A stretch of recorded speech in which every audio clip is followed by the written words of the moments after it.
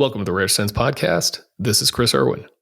Even though I'm currently using my podcast to mainly share audio versions of my articles, the depth of any topic can obviously be enhanced through discussion. While I'm no longer seeking formal guests, I wanted to bring back my close friend Jeff Widenhofer from episode 1 to help me work through some of these subjects. Weed's experience as a licensed mental health professional at the VA provides welcome expertise to the ideas presented here. He and I often have phone conversations about this stuff, and I thought, why not record some for public consumption? So I hope this is the beginning of more to come. He also recently did a guest series on the Detroit Lions podcast about mental health, and his first episode sparked my idea of where to start. Today we are talking about the mentality around sports teams in general. When we root for a club, how does that impact us for better or worse? Have you ever considered what it means to be a fan from a mind fitness perspective?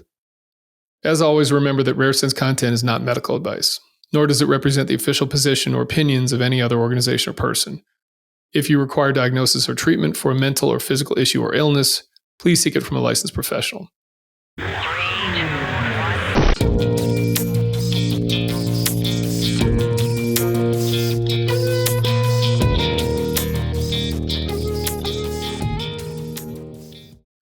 All right. This is so much different, I guess, than like a podcast I'm used to, because normally I feel like it's I don't want to say real guest, but you know what I mean? Like, I may not know it all. I'm not comfortable with necessarily. Yeah, normally you have interesting people on. Yeah, right. All right, so I'm sure I will have said something to this effect, like in the intro here. But what we're deciding to do is you and I have conversations from time to time about mental health, essentially, and since I'm kind of not doing guests, so to speak, anymore on the podcast and doing some just readings of articles that I write, you and I kind of talked about, well, why don't we just record some of these conversations and put them out there? So, like, I guess in some essence, you're like a co-host kind of at this point. I don't know, but we'll see how many of these we do and how well it works. But yeah, TBD. And just remind everybody and remind me too, because the other interesting piece of this, I think, is I have no qualifications, right? I have I have expertise, but that's experiential expertise. Mm-hmm. And I make that very clear. However, you do now at this point you have your own experience, obviously, but you have, I'm going to adjust my camera a little bit here. Yeah. What is that? What is that license credential? I do have some expertise. I am a licensed mental health professional, and I work with combat veterans and victims of sexual assault and people with all kinds of disorders from childhood and through adulthood, and particularly through the military. I work for the VA, and of course I have to say this, like you have to say certain things. Everything that's coming from me is my own opinion, not the opinions or policy of any federal branch or agency. Yep. Yeah. And same goes for me. This has nothing to do with my full-time job or anything like that. This is just personal stuff. Yeah, and I think you and I are on these different paths in life, where learning a lot about ourselves, what we're up against, what we've been experiencing, and working with other people. Yeah. I mean, the work you do mental health wise, in a lot of ways, is this kind of stuff through the internet where people just access it, right? Yep. And I am doing very little of that, but I'm doing a whole lot of face-to-face. Yes. In a little office room. Yep. Work with people. So, yeah. And I do stuff that's similar, but it's coaching, right? So it's not therapy. It's more taking people through the various modalities that I've found that they can use on their own, right? So it's not me trying to like psychoanalyze them or anything like that. It's just like, hey, here's a bunch. Again, I use the term mind fitness of like, here's a whole bunch of stuff that you can try, whether that's meditation, breathwork, journaling, all sorts of different modalities. And I try my best to organize that in ways that people can systematically kind of go through it, right? And I use that term a lot with people that I work with. I bring that up. It's just that it's the analogy between physical health, physical fitness, which everyone who's been in the military can relate to. And it's like this, it's the easiest thing in the world. Of course, if you put work into it and if you keep following up and if you have a plan that's challenging, if you're doing it with someone else who's even kind of ahead of you, that helps. And if you're doing it with a group, that helps too. Like all these different analogies to why it's helpful to approach our lives. I mean, I think we're already kind of getting into it here. Like I just listened to you talk with, who was it? I'm looking at my phone here. Her name is Abrinil Das. Oh, him. Yeah. No, sorry. Okay, yeah, sorry. No. I'm thinking of Lily. No, it wasn't even Lillian. So no, it was with yeah. Sorry, with Abra. I also listened to Lillian, but with Abrinil. And you just, both of you were kept on saying that like our physical life is connected to our brains. All organs are all organ functioning, all systems in the body are basically run through the brain. And so kind of separating that is just, it's something we have to put behind us at this point. Yeah. This is 100%. all coming through the head. Everything is coming through this gray matter. Yeah. And I want to, wait, a couple other things just before we kind of keep going here, just to kind of remind everybody, I guess. One is you were my first guest on this podcast. Like that was the very first episode we had. And I actually had some people after that, like, you guys should just talk. That'd be a good, like, do that kind of thing. So I get for both of you who recommended that, you're welcome. Then the other thing, just to remind people, is that you and I have known one another for, oh gosh, over 30 years at this point. Yeah. And you're one of my closest friends, and have been throughout that time. So we have a lot of history too, right? This isn't just like, hey, we met last week and we're doing something similar here. You and I have been through a lot together. So on that, and I really want to, I think what we should do is try and keep these conversations on a topic as best we can, because you and I could go a gazillion directions. Yeah. And for this one, I want to kind of talk about the stuff that you're doing now with the Detroit Lions podcast, because I think that's so cool, and like sort of the the ethos of that, right? But just quickly on the point you made there, I mean, I see this a lot where people kind of they'll flip it around and they're like, well, you can trick the mind through the body and stuff like that, and it's like, yeah, I get what you're saying. However, you got to realize like the trick you're playing, the impetus of that is still a mental thing, right? Like it's all. To me, it's all starts and ends mentally. It has to, because it's the only way we experience anything. To say you experience something physically is to say it registers in your consciousness, and therefore it's part of your experience, and therefore it's a mental thing. So it's like, in my estimation, there's just no way to have a physical part of your experience that is not mental. Right? That's not a mental representation. And I think you and I are both similar and have related to this over the years, where like we really like getting into that mental side of it, the cognitive side, the intellect, understanding intellectually and like what is going on, and trying to be about neural pathways, try to be as concrete as we can, right? Learning about what the amygdala is, and we're learning about symptoms and learning about stress response and trying to figure a lot of stuff out. You and I, definitely, that helps. It helps me. I think it helps you a good starting place too. And for some, I don't know that that's true for everybody though. I mean, there's a lot of people who just kind of like, I start down that road and start talking about, this is normal. What you're experiencing, you walking outside and wanting to fight this person across the street who looks towards you, and getting angry in the car and avoiding the world, for the next 13 days before I see you again. That is all normal. It's because of your existing, put it in evolutionary terms, millions, billions of years old of developed response. This is how it's supposed to be. Yep. Yeah. Totally. Yep. All right. So let's, because this is what kind of spurred this was, you are now in the midst of, right? Are you still doing this series? Yeah. So I just recorded, and tomorrow morning, which is Monday, July, whatever it's going to be, 22nd tomorrow, I recorded 4 episodes of stuff that I wanted to really talk about with other people. Because I grew up around Detroit, and this football team that I love following has been awful for decades. and has really like been insultingly bad to the fan base, and like put a lot of poor people making poor decisions and not putting good people next to them. It's just been really a shit experience to follow this team and to have all this hope at the beginning of a season and all this disappointment like halfway through. And so there's all I kind of realized since they completely turned their product around a year and a half ago, and I started actually enjoying the experience, not just the game, but afterwards, looking for the press conference and podcasts and even like following chat rooms and like, oh, this is actually nice. This is a new experience for me. But I start, being in mental health now too, I noticed that there's so many defense mechanisms. There's so many, just like so much negative bias going on among sports fans and fan bases when their team kind of stinks, even though you want them to. Yeah, totally. So you're doing this thing. I think this is so cool. Is you listen. You're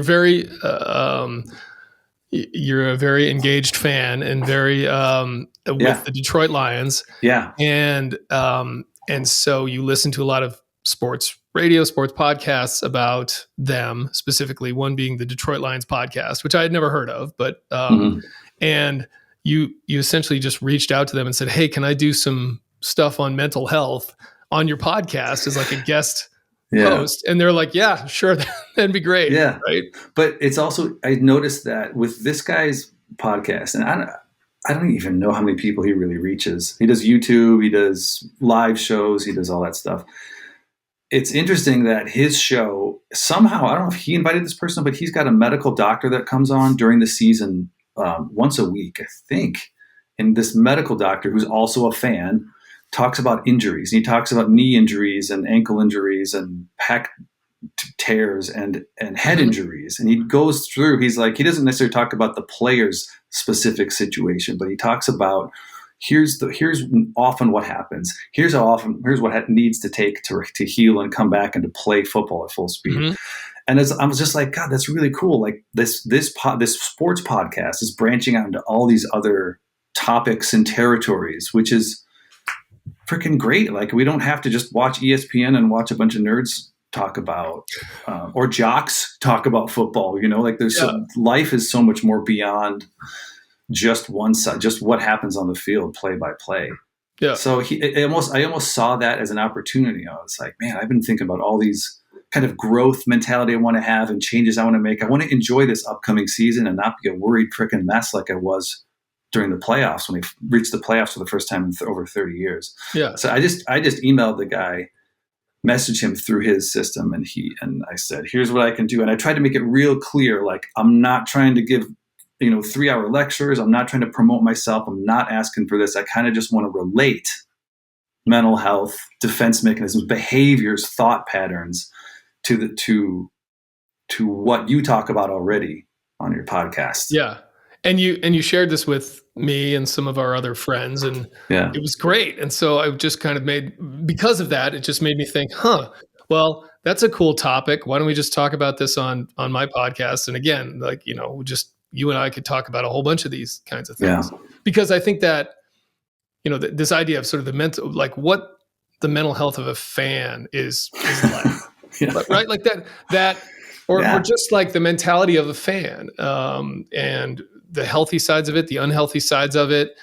To your point, what it's like to have a culture, like a mental culture around a sports team, because, and I can relate to this as well, because, well, one, sort of by proxy, I kind of root for the Lions, or always have, because my dad was from Detroit. So while it was never like my primary sports team, I have vivid memories of my father watching certainly the Thanksgiving game, because back then, right, in the 80s, it wasn't like you had, NFL Sunday Ticket or something like that. It was just like we probably got a handful of Lions games we could see in Massachusetts. That was probably it, that one game. Yeah, maybe just that one game, right? And just, I have, it's not like specific memories, but I have these really fuzzy memories of him jumping up and down in anger, right? Like, motherfuckers, you blew it again, like that kind of shit, right?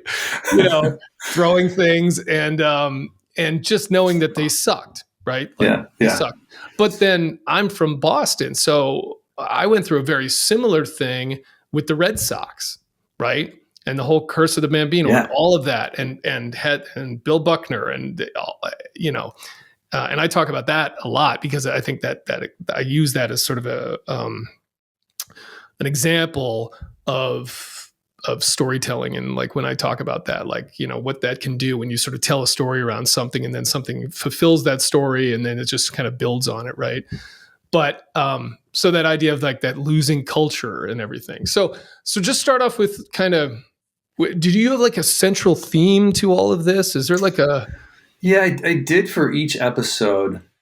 The first one, I kind of wanted to introduce the ways in which I think these topics can be related between sports fans. And the first thing I want to talk about, and I think this is appropriate for your podcast, is that this is kind of key.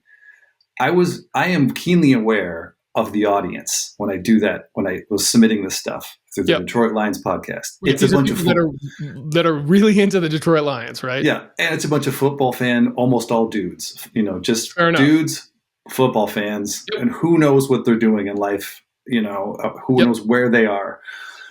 And it's not a group that's coming in for therapy. It's not a group that's coming in for a class. It's not a group that's seeking out a psychology podcast, right? But dude, with my work in the VA with veterans, I was like, this is the easiest thing in the world. I can present this because day after day at work, there's men and women who show up and they're just like asking for help, but they've never considered themselves as a kind of a thinking, emotional being, and something that can be affected and influenced, and reasons why they would be self-aware, right? Complete lack of insight, no history, and no help or encouragement throughout their life, certainly not in the military, to be that way, to have insight into what's going on, to have self-awareness, and to try to address things that are kind of dysfunctional. So that was a really fun kind of hump to get over. It's like, how do I try to make this engaging for a bunch of fucking football fans? Right. Part of my language there. Yeah. I don't know if anybody's listening to it is even sober. I imagine certain things I'm saying. No, I'm kidding with that. But I'm going with this. Like, this is not a crew that's looking for a lesson. Looking for therapy. Right. I mean, I can just, I don't watch I watch sports, but I don't watch a lot of kind of commentary or ESPN, any of those kind of talk things. I just skip over that. Yeah. I watch the game and that's about it. Yeah. But I can only imagine for people that are like diehard fans of things like that, whether it's Pardon the Interruption or whatever, where all of a sudden it's like, now we take a break to talk about your mental health. And it would just be like, what the, seriously? So you got to kind of like slide that in there the way like a mom like puts, kale inside of a fruit smoothie or something like that. Yeah. Or, whatever it is, right? Like, we sneak the healthy shit in there amongst all the other crap that you're putting into your body. Yeah. So in the fourth episode, the one that I just recorded 2 days ago, I talked about post-traumatic stress. I talked about brain functioning and stress response. And the whole time I'm like, just hang with me. Just, I'm going to relate this to, you're going to see it. But I also was very clear, like, I'm not diagnosing any football fans with PTSD. But there are things that are relatable to anyone's life, right? Yeah. Day to day, hour to hour activities. So, but is there like okay, so let's just keep it in the context of the Detroit Lions, realizing that this can apply to a number of sports teams or even beyond that, right? An organization potentially or whatever. Is there like a goal we're trying to get to with these folks? Like a specific thing we're trying to get them to grasp where it's like, okay, and it's so it helps them in some way, right? Yeah. Yes. And I'm trying to get at the people, and me included, who have years and years and years a pattern that's developed now of being cynical, having a lot of negativity, and when things go bad, kind of lashing out and going on social media and shitting on people and maybe being moody around the house. I've definitely done that. Sunday nights is just, I just want to leave me alone. Never mind. I'm going for a run, And this is talked about across all NFL platforms, not even mental health really. Like, all these fans admit Sunday after a loss and Monday after a loss is a bad mood time. Yeah. And for me, as I watched as things turned around, especially this last season, I just had this opportunity. What did they? They went 12-5. Okay.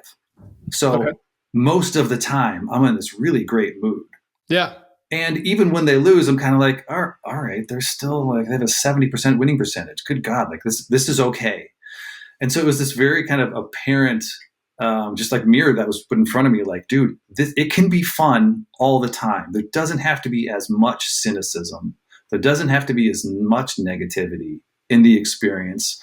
And maybe help people also just, I am doing some kind of teaching, like, look at behaviors. Here's what some cognitive, some defense mechanisms, some cognitive dysfunction.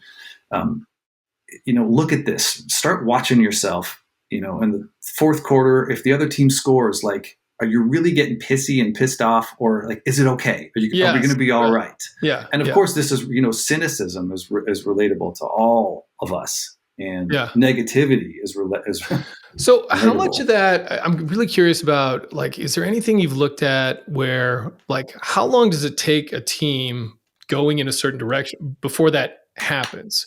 Right? Because you have to imagine that it's, let's say, okay, so I'm from New England, Patriots fan, right? Yeah. And I'm less of a fan these days, I think, than I ever have been, just because of some of this, where I spend a lot. I've spent enough time thinking, why do I even care? Like, what is this? How does this affect my life? Right.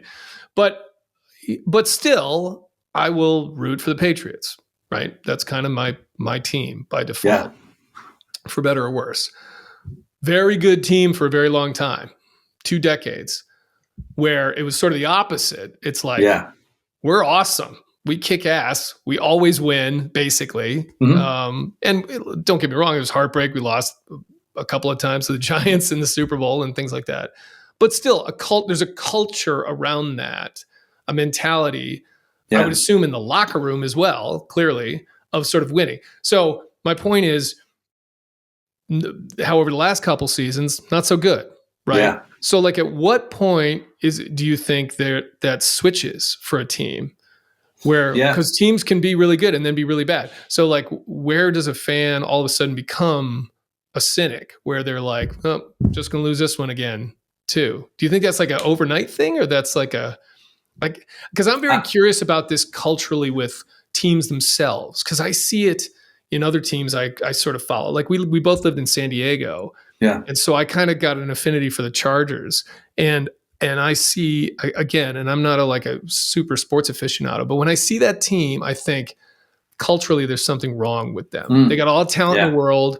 Like, on paper, they should crush it.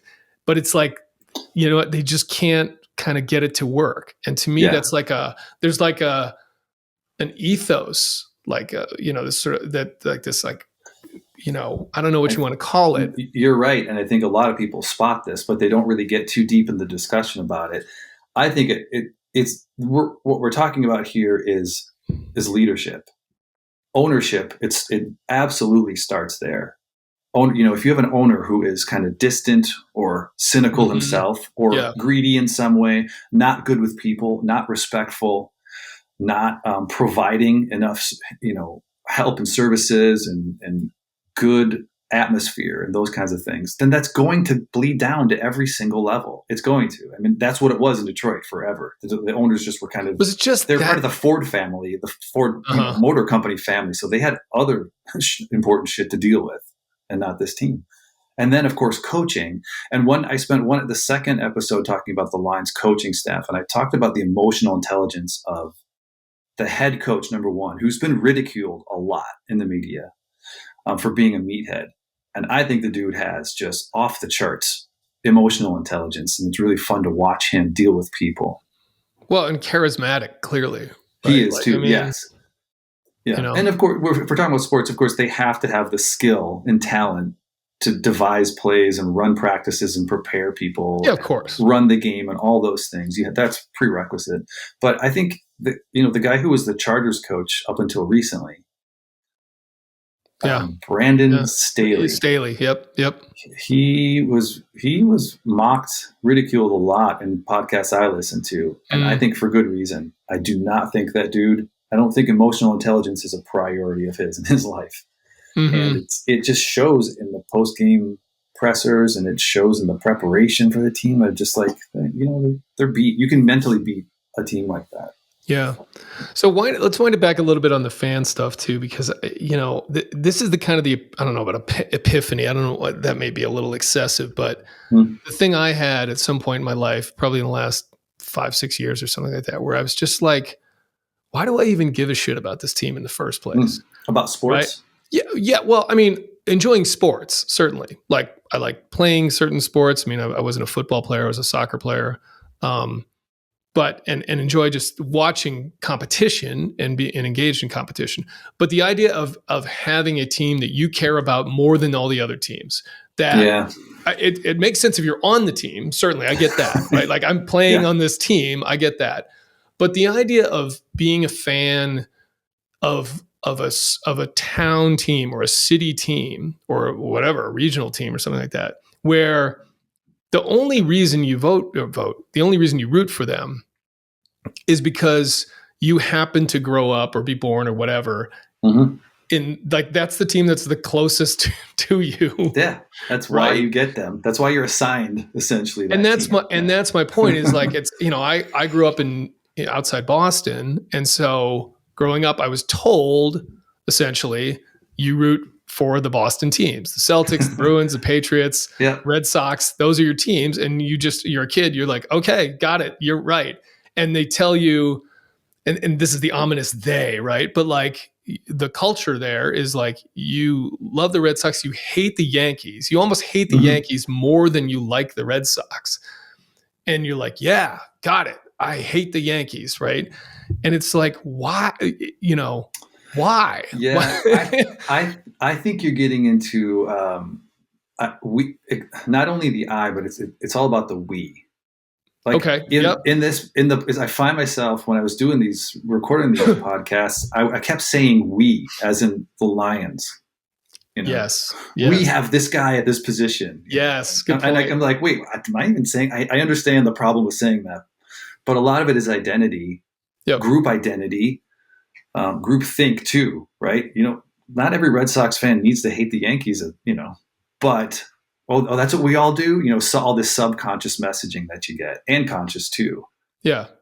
So, but is that like a thing? I mean, I get it. There's kind of a tribalism there, and that, like in terms of building a community, you could view that as a positive. It's like that brings us together, and we've got a shared belief, and all of that. That's kind of how we get millions of people to work together. Is like you have to have some common beliefs, and that all kind of get you going in the same direction.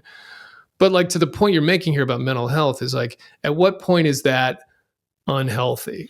Yeah. Right? Yeah. And that's what I really want to, I'm trying to address it with myself. I have, and help other people do that to some extent, as much as they want. Separate yourself at some point. And I'll relate it to politics. I think you and I can relate. Like years ago, you and I on our own, without even really talking to each other about it too much, just said, F this stuff.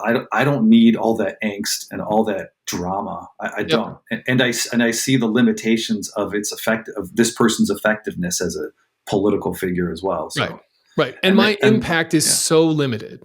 That's the other thing. It's like, what can I really do to affect the politics of our country? Like, other than voting, I mean, like, there's not much that I can do. So it's like, for me to get wrapped up in all that every day is just a waste of time, as far as I'm concerned, for the most part. Yeah, and it's one of those conversations. It's one of these concepts that there's always going to be tension around it, right? Because we are drawn to be in groups. Humans need to be in groups. Humans need group identity. Yep.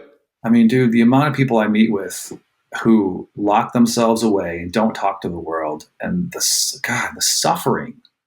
Because they just got nobody. And I talk to them about it, and I bring this concept. Ask the question, like, what is your group identity? And they can't even answer it. They're like, what are you even talking about? But when you don't have that, you're alone.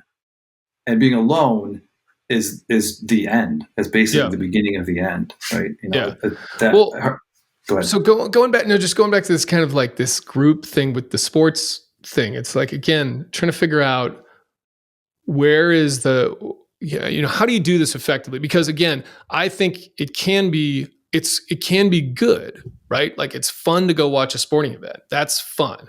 and certainly doing it as a group where you got people that are all kind of rallying together and cheering and everything. There's a lot of positive energy in that. Yeah. But you have to somehow, I think the point you're kind of making here is, if that's completely like obliterated by a whole bunch of negativity and sorrow and anger and angst and all this stuff, then it's kind of, you're not getting the most out of it that you can, right? Like, I think figuring out a way to sort of be like, you know what? Yep, this is my team. I root for them. However, I don't let them losing ruin my day. Where again, it's like we lost. It's to your point. Like people say that, right? Like we won the Super Bowl this year. Like, what do you mean we? Like we didn't do anything. And who were you there with? Yeah, right. I didn't see you on the field, but I was not on the field. Not part of the coaching staff. Did not draft any of the players. Nothing. Yeah.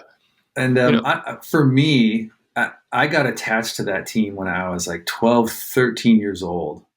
And I think that's a really significant time, like with all the brain development and the identity development. Yes. Young teenage, mid-teenage years. Yeah. That's when all that stuff just goes on overdrive, and you need to have all that development happening, or you're going to grow up a different type of person. Yeah. It's a good point. Like I think a lot of this comes down to what you were told to believe as a kid, and that applies to a lot of stuff, right? Whether that's kind of politics, like local kind of beliefs, religion, right? Sports teams, all that kind of stuff. Because like I think of, I'm a soccer fan as well, and I really enjoy watching like the English Premier League and the Euro Cup, which was just on. Really enjoy those games. But because I didn't grow up rooting for any of those teams, the English Premier League was not available on television when I was a kid. And so it's only probably in the last, 10 years or so where you can watch any game now through YouTube TV or whatever it may be. But because of that, I have teams that I'm kind of like, I kind of like that team a little bit, but I'm not emotionally attached to any of it. It's but aren't you also that way with pop culture? Isn't this sort of like a kind of a theme in your life? Like all this external stuff that's way far away. Yeah. You generally, you're kind of like, yes, but I'm a very competitive person. Right? Like by nature, very competitive, especially athletically. I mean, that's why I like CrossFit in part. I mean, that's part of it. There's the community aspect of it. It certainly works for me. It tends to be something I'm pretty good at naturally, but I fucking love the competitive aspect. Like I am gunning for people in the gym. Right. And so the competitive nature should certainly spill over into sports as well. Like that I'm just a fan of. But I think I've been more prone to that in the past. However, just like a lot of these other things, sort of realizing as an adult, like, okay, I think the thing I really enjoy is just the fun of the competition, but I don't have to get too emotionally tied to the outcome. As much as I still sometimes want a team to win and want a team to lose, it's like just not letting it ruin my day. I have a story to tell about you, and then I'm going to ask you a question. I'm going to put you on the couch, so to speak. Okay. But the first one was, I remember 21, 22 years old. We're at the Naval Academy. It was a weekend, and you were off kind of at sponsors, and I was off where I was. We kind of came back together that weekend. And you came in and you told me and Sean, you were like, I watched this college football game. It was great. It was so amazing. It was I just went down to the last quarter. And I was like, I knew a lot about college football. I'm like, who was it? What game was it? And you were like, I don't know. It was like Southwestern Minnesota versus Southeast Toledo State, or something like. I was like, you don't even know who was playing. Like, you just no attachment. I remember you doing this. I don't remember this at all. Okay. Yeah, it's like almost 30 years ago. Yeah, sure. Yeah. And I remember this because I was like, God, I can't enjoy random sports competitions like that. Not like that. I need some kind of connection to it. Yeah. But the other thing I want to do then is ask you, and are you this way maybe because you grew up in Boston and those Red Sox were so goddamn disappointing, and then age 17, 18, you go to the Naval Academy, and we had 4 years and we were forced to go to all those football games, and they were not winning, much at all those years. Yeah. So it's like the teams you would have been connected with Yeah, I don't know. That's a good question. I think part of it is just I am a little bit. I don't know. I kind of tend to be somebody who can kind of say, yeah, am I really? Do I really care about this? I'm rooting for. We talked about the Jerry Seinfeld thing, right? Like, over the course of a team's life that you root for, eventually, if you were a kid rooting for the Red Sox, within 10, certainly 15 years, nobody that was on that team is left. It's completely different owners, players, everything. You're rooting for laundry, right? You're rooting for laundry. You're rooting for laundry. So there's a little bit of that, but yeah, it's an interesting question about disappointment in sports as a young person. I mean, there were other teams, right? The Celtics were amazing when I was a kid. That was Larry Bird and Kevin McHale, right? Like they won tons of championships, and I watched a lot of that because it was awesome.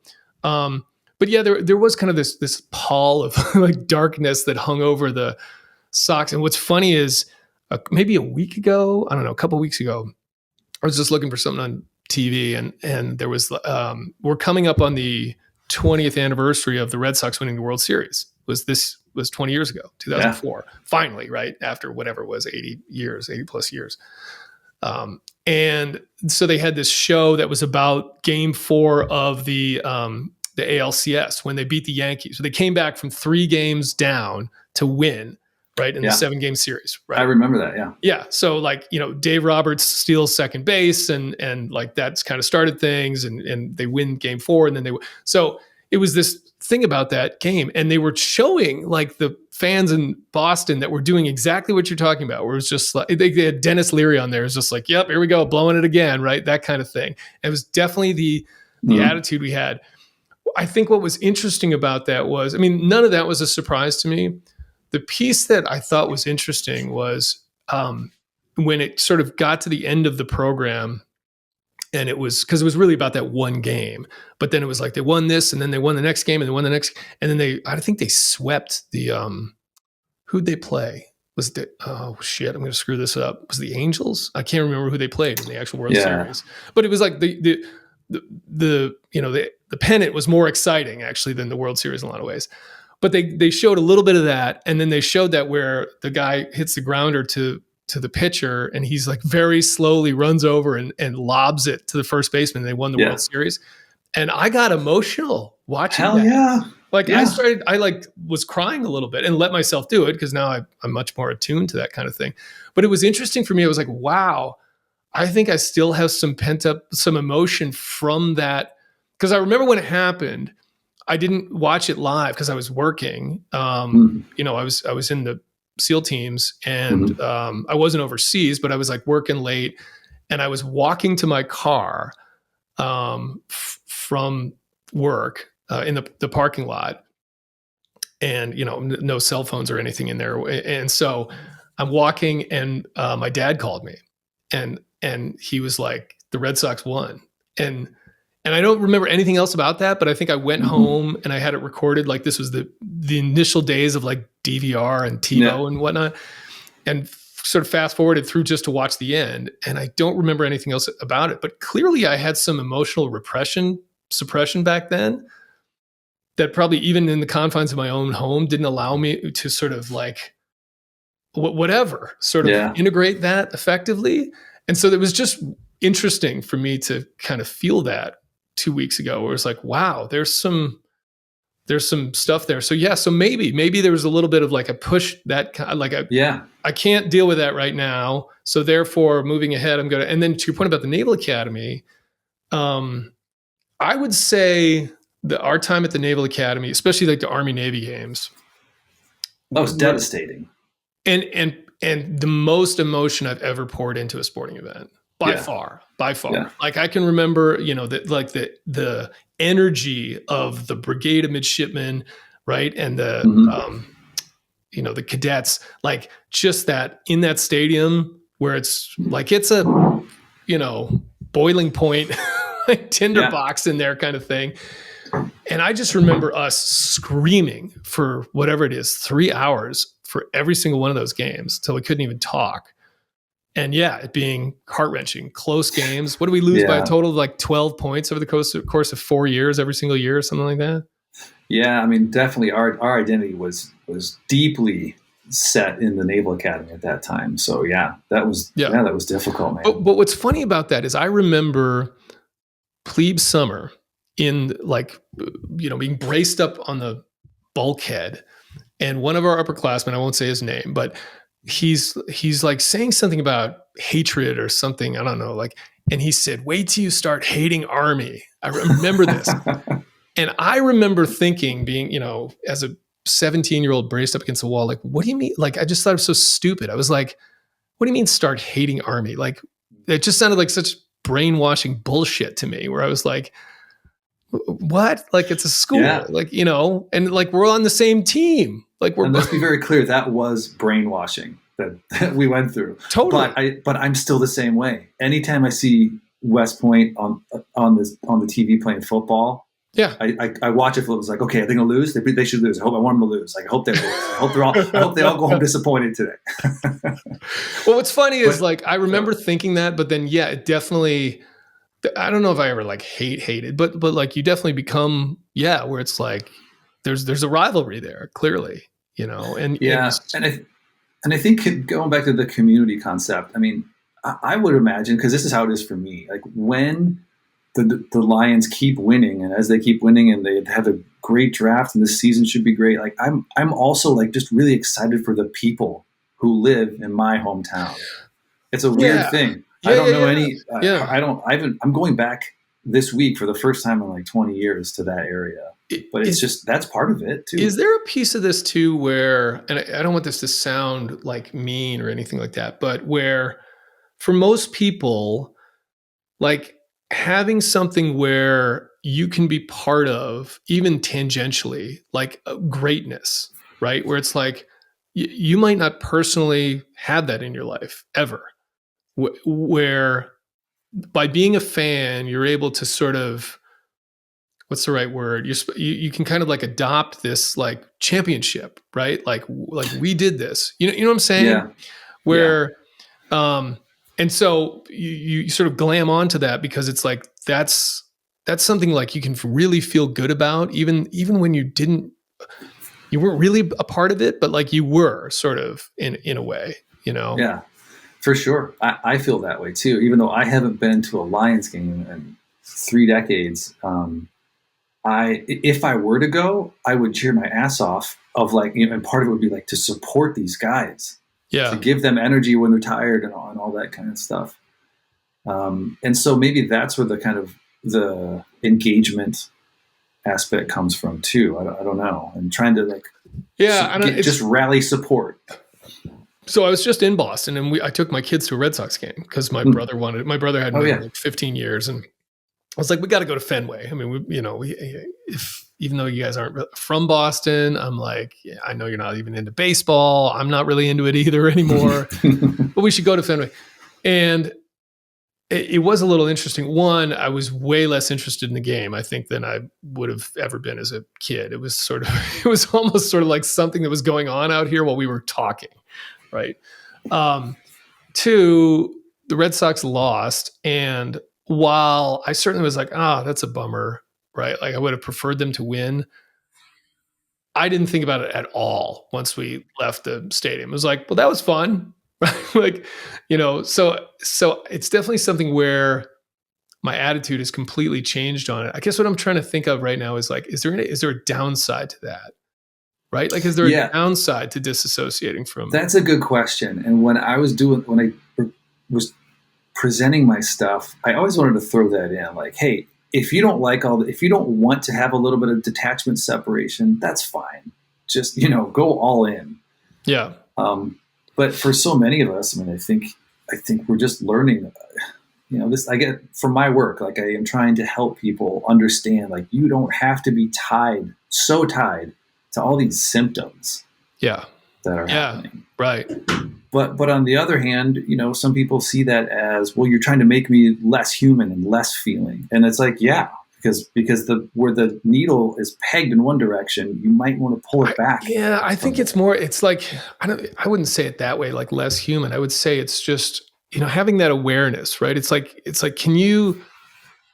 this is something that brings a lot of joy for you, and to your point, gets you together with people. Like, even if it's like, Yeah. hey, me and a whole, like I do this now where it actually, sports for me has become a way for me to get together with other guys where Yeah. that's been tough, where I tend to, like a lot of people, I'm an introvert by nature. I tend to isolate.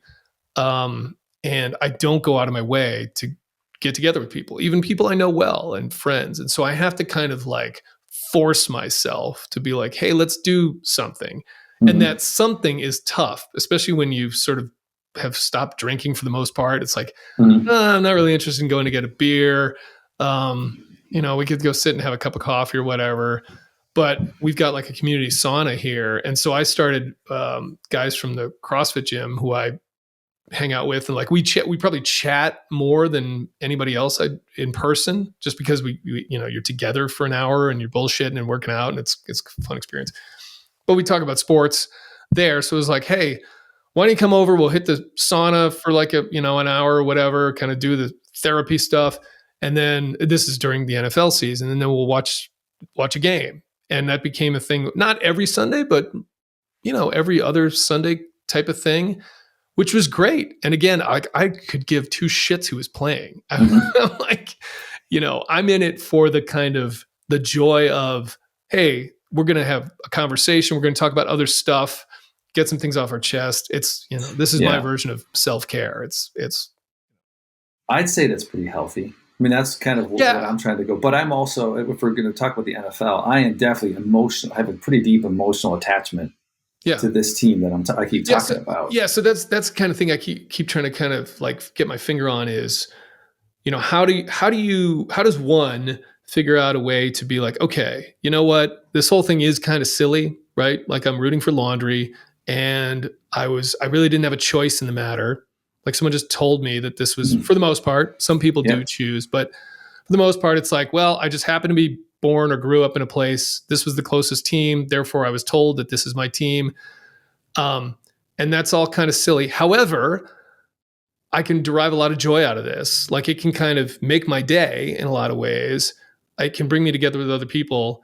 But at the same time, I can't get so emotionally wrapped up in it that it like ruins my day, or I allow it to Yeah. drag me down, or I allow, to your point, act irrationally or whatever, maybe. Right. That's exactly what I want more of, because Yeah.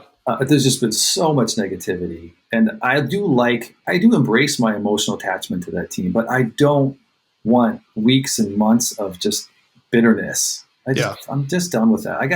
It's like, dude, I got enough reasons to be troubled about the world and things that have happened and stuff going on in life. I don't need to add sports into, Yeah. pulling it down. And Yeah. that's one reason why I've been very conscious of this. It's like, I have to be careful with this stuff, because, with us, with my family moving, with some drama going on with the house we lived in, with work that I do, where I'm doing some serious sitting in the shit with people for, Yeah. hours upon end throughout the week. Like, I need more things in my life that are kind of releasing and Yeah. uplifting. Yeah. Yeah. And Yeah. I'm conscious of that. And what you're describing is something I want to push myself a little more towards, a Well, and little bit of detachment. I think what could be healthy for people, I've never really thought about this, but this is an interesting kind of concept to discuss here, is I think what could help people is like, whatever game experience you're going into on Sunday or whatever it may be, if it's not the NFL, it's like doing a little bit of self-reflection beforehand and just thinking, look, whatever happens in the next 3.5 hours, this is a fun experience, right? Like, win, lose, tie, I guess you can It tie, should be. It right? should be a Like fun this, experience. I've got to have, this has got to be fun. Now, it might be a little less fun at the end if we don't win. Uh-huh. However, Yeah. I still should be like, you know what? That was time well spent. And just having that attitude ahead of time, almost like a little kind of preparatory priming or something I before think you. you're right. I think Yeah. you kind of just hit what I'm looking for myself. That is what I need to do, instead of waking up and checking the articles and who's playing, who's not playing, and oh my god, okay, when's it starting? Yeah. What are they saying? Who's picking them? And just in that frenzy. But I would want to personally would finish one of the sentences that you just said. This is supposed to be fun, and I want to have fun with the people I'm around. if I'm back in Detroit about around a bunch of old friends and fans, I want to have fun with them. If we're all just dour and moping afterwards and angry and throwing shots back and going to unhealthy places, I definitely don't need that. Yeah. But I'm mostly around my family on Sundays. There is one bar down in Ocean Beach, which is like 25 minutes away. That is a Lions bar. Oh, really? I didn't know there's a Lions bar in OB. Yeah, and I would love to go to it, but it's also like 25 minutes away. And with alcohol, I've got kind of like I don't really need it, and I especially don't need it 25 minutes away, and pay for a $50 Uber. Yeah, for Uber. Yeah, right. Yeah. So I want to have. For me, it's usually around my family. I want to also go take people out and go for a walk and help with homework and just help have a nice Sunday afternoon if it does go south. Yeah. One other thought that kind of occurred to me here was, why do you think people, it is interesting to me how tethered people feel they are to a team, right? Ooh, so I got some thoughts on that. Yeah. So it's like, okay, you grew up a Lions fan, never winning, and yet people still feel like, I don't know if they feel like they have to or just want to or whatever, where it's like, but I'm still a fan. They haven't won in whatever. How long has it been since has the Lions ever won like the never a Super Bowl in the Super Bowl area? Okay. Never. And what are we up to? 50 whatever at this point? Yeah, something like that. 56 something, who knows? Whatever. But that's a long fucking time, right? That's people's entire lives where it's like, we've never won this thing. And yet they're still like season ticket holders, right? We're going to be there. And what is that? Why is that? Why not just say, you know what? Screw these guys. I'm going with whoever's winning right now, whatever team that may be. Yeah. I mean, it's all those positive things. It is fun. It is together. It's also, I mean, we even mentioned like one reason why I love football so much, because I played it in high school and I was kind of okay, but also not very good when the competition started to really athletes started to really show up around me. It's a hard fucking sport to play, man. It is brutal, and it's impact, and it's tackling, and it's pain, and it's getting smashed and smushed, and running as fast as you can, and being pulled. It's wrestling, kind of while you're running and hitting, and it's just these world class athletes doing it. So I just love watching it. So it's entertainment, but I do think to get to kind of the underbelly of it a little bit, which I think is what you're asking about. It's like, there is definitely there's a part of many of us who hold on to a sports franchise or probably some other things in life too, politics, because we're fucking hurting in our life. And this could be an easy way to feel better, right? An escape. And escapes are great, healthy. I watch movies, you do too, and let's go to concerts and just feel it'd be awesome. Yeah. But that is not our whole life. And we do not, once you get to the point where you're dependent on some, regular escape, chemicals, or an athletic event in front of you, man, that's not a place where I want to be. I've known lots of people, you probably have too, where it's just like, bro, like that's way too much for you. Like, can I help you in your life at all? Or guess not. Okay, there you go. We're in New Jersey. See you later. Yeah, totally. Yeah, and those people are just interesting to me, like those people that are like really into being the fan of whatever sports team it is. Yeah, and I think the question we're asking here is like, where is the healthy balance? And I would say like if you watch like the Raiders always have these guys who are dressed up in makeup and spikes and stuff. Yeah. I would say if that dude can turn around and just start laughing about it, then god dang, that's cool. Good for him. Totally. Yeah. If he's playing that character and living that character the rest of the day and the night, and walking down the street and yelling at people, maybe somebody in his life should have a word with him. Like, are you okay? Are you sure you're gonna be okay tonight? Are you still?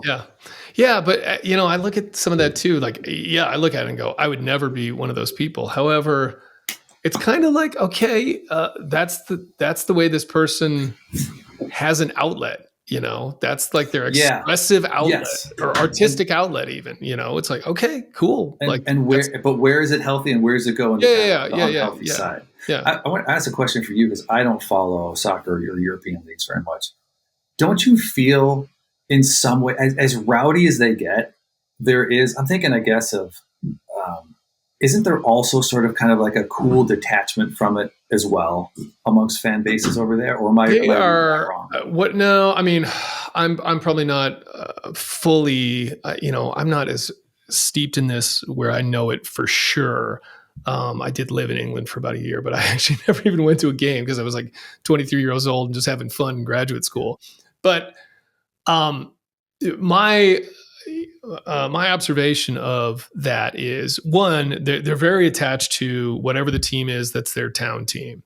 And things like the English Premier League are different than American leagues because there's all these different leagues below it. The way we have like a minor league, there's numerous ones, Yeah. and the teams can go up and down based on Yeah. how they do, Relegation. Yeah. right? So you're right. So like top three go up, bottom three go down, and so your town team can go from being like whatever the third league is down to like winning the Premier League, and because of that, I think there's even more. It seems to me there's even more of a like we're really behind this team. Now they don't seem to do a lot of the crazy stuff. They like paint themselves, and it's more of a it's also a shorter game, quite frankly, too. It's 2 hours start to finish, even with the halftime. And it's like you go, you get a beer. Everyone like during halftime, everybody gets up and goes to the bathroom. Everyone comes back. People sing songs the whole time, and occasionally there's fist fights that break out or whatever. But Mm-hmm. but Yeah. but yeah, it's interesting. Yeah, I don't know. That would be an interesting, almost like sociology study or something like that, like Yeah. I'm interested in anthropology that. study of like the differences between fans from different countries. Yeah. It's like, who is jumping into this and able to jump out of it too in their Yeah. life? Yeah. And I hope we're asking that question, or in everything in life. Yeah. Job, right? You're putting all of your identity into your job and your title. Yeah. It's another kind of. Well, and okay, and we haven't used that word yet, but that identity, that idea, like how much of this sports team, again, that you don't know, they don't know you have no actual direct relationship with any of these people. How much of that is part of your identity? And is that, whatever that level is that healthy, do you think? I think that's a really good question to ask yourself. Yeah, I do, and I think with social media and message boards and all that stuff, I haven't been on that in a long time, but gosh, when the Lions went 0-16 that year, I was on a couple of message boards, and it was just awful, dude. It was just negative. Every single thing was negative, Yeah. and you walk out of there feeling more negative. And it's like looking back now, it's like, gosh, the external circumstances of what the team was doing was bad enough. Like, I don't need more stuff inside of me about like who I am and my opinion. And this guy hates me because he thinks I'm an idiot because I said this. And Yeah. I just don't need all that in my life. I think the other thing about why people get so wrapped up into this, if I'm sort of thinking through this, it's because like you can be from a small suburban town somewhere, and yet your city team, it's like the one place where something local to you can be on a national stage, right? Yeah. It can win a national thing where it's Yeah. like, and there's a lot of pomp. It's like a big stadium that you go to and it's all shiny and all this cool shit. And so, it's like going to the opera or whatever. Like there's this big function behind it, especially when you go to a game versus watching it on television, where it's an experience too, right? Yeah, And like it I is. said, Yeah. it's like you can be the best, you can be part of something or close to something by sort of by proxy that's like the best in the world at whatever that is, and you just Yeah. don't, most of us don't see that in our day-to-day lives, Yeah. And that's where the we comes up. We start using that word. Yeah. We, Yeah, we're so good. We're so terrible. Yeah. Yes. Again, I that's think the I identity think thing. it's fun, and I think I like this discussion because I think what we're promoting is insight. It's just like take a step back and take a look at what's going on, Right. and and ask yourself: is it healthy? Is it okay? And not just like, yeah, it is. I'm fine, but also like, how are you affecting the people around you? Yeah. And that for me, that was one big thing. Like I've mentioned here, like Sunday afternoons, man, I feel like such a jackass for being such a grump all those Sunday afternoons. My people don't need that, man. Like, that's not what they need from dad, Yeah. husband. Yeah. So Well, that's and why so to it's kind of important for me. extrapolate that even a little further, I think we can kind of wrap this up. But like, I think I've started to think about this as well. It's one of the reasons why I don't watch the news for the most part, is because most of it is beyond my control. And so when I start to wrap my identity or get my like daily life associated with things that I wouldn't even know about had I not turned on a television or looked at the internet, right? Like these things that affect our lives that really aren't part of our lives at all, you know? And it's not to say we shouldn't be interested in who's running the country or anything like that. But man, so many people outside of sports, right? Politics, all these other things, get so wrapped up in and just get so emotionally invested in things that if you literally went about your day to day without access to anything beyond your community, right? You never looked at the internet. And again, so like the things that actually affect you, you wouldn't know anything about any of this stuff. Nothing. Yeah. Which means it doesn't really affect you for the most part. Yeah. Right.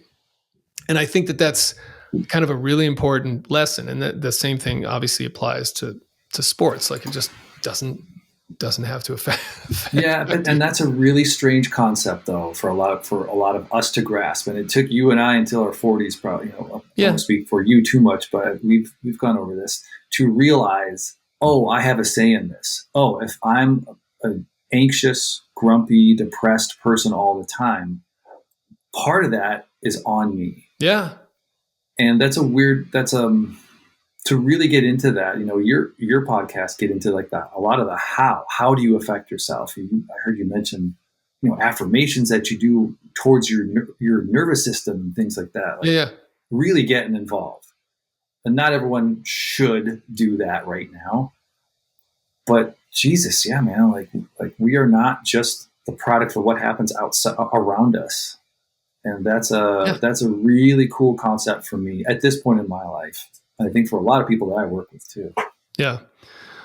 Well, all right. So I think we keep this about an hour. That's pretty good. Yeah. So I don't know. You want to put a bow on that? Like, what's your closing message to all the Detroit Lions fans out there, or diehard fans of whatever sports team they may be tied to? Just get in it and enjoy it. But hopefully, like I think I said before, like make sure you can step out of it when it's becoming a problem.